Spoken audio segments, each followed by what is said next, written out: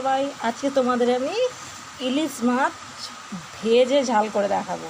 ঠিক আছে, সেদিনকে ডব্বা দেখিয়েছিলাম। আজকে আমি ইলিশ মাছটাকে ভালোভাবে কেটে ধুয়ে নুন মাখিয়ে নিয়েছি। এইবারে কড়াইটা গরমে বসিয়ে দিয়েছি, এতে একটু হলুদ মাখিয়ে আর ভেজে ফেলবো।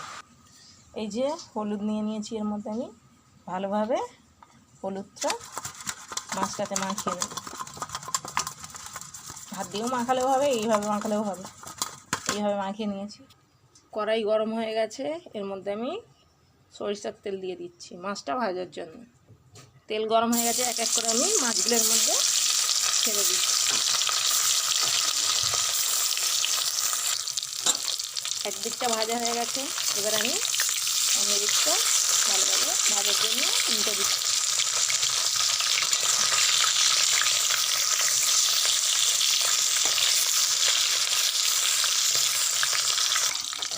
ভাজা হয়ে গেছে, এবার আমি তুলে নিচ্ছি। সব মাছগুলো ভালোভাবে ভাজা হয়ে গেছে, এবার আমি ওই তেলের মধ্যেই কাঁচা লঙ্কা ফোড়ন দেব।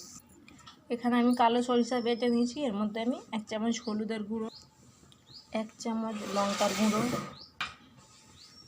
পরিমাণ মতন লবণ, কালা জিরার সঙ্গে কাঁচা লঙ্কা বাটা ছিল বেটে নিয়েছিলাম। আর এখানে এই তেলের মধ্যে কাঁচা লঙ্কা ফোড়ন দেবো, ফাটিয়ে নিয়েছি। এর মধ্যে এটা মশলাটা ঢেলে দেবো।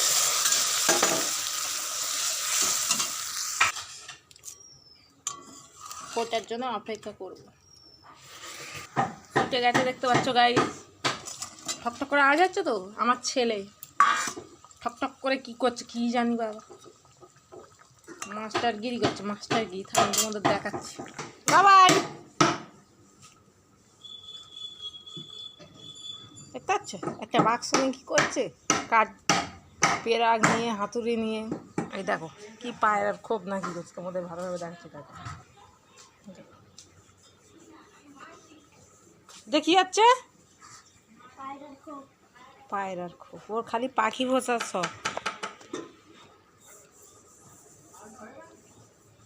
পায়রা পায়রা নাকি পুষবে ওইটাই।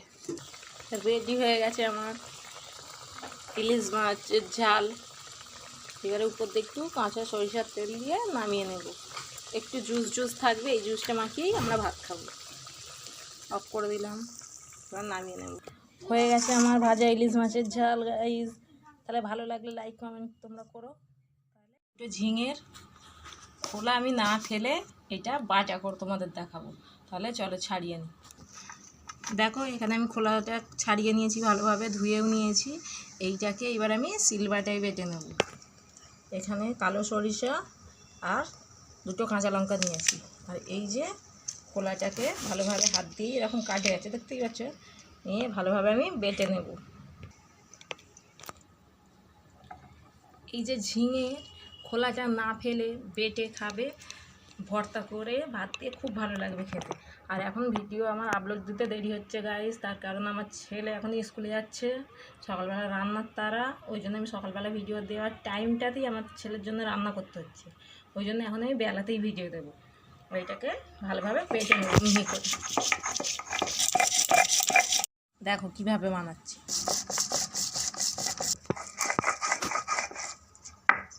সব খোসাটা আমি বেটে নিয়েছি। এইবারে আমি সব খোসাটা বাটাটা আমি এর মধ্যে তুলে নেব।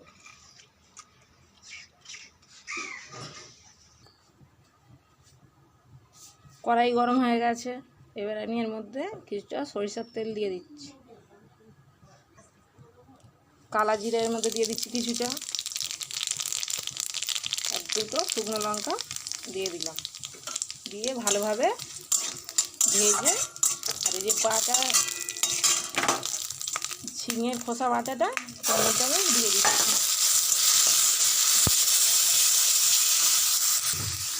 কিছুটা লবণ দিয়ে দেব, দিয়ে ভালোভাবে মিশিয়ে নেব।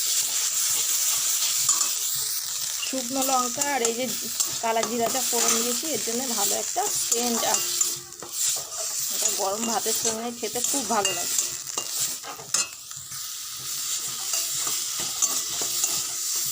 হয়ে গেছে, এবার আমি একটা জায়গায় তুলে নেব। গাইস রেডি হয়ে গেছে আমার ঝিঙের খোসা ভর্তা বাটা। এবারে উপর দিয়ে একটু কাঁচা সরিষার তেল দিয়ে দিলাম। এবারে গরম ভাতে মেখে খেলে খুব ভালো লাগবে।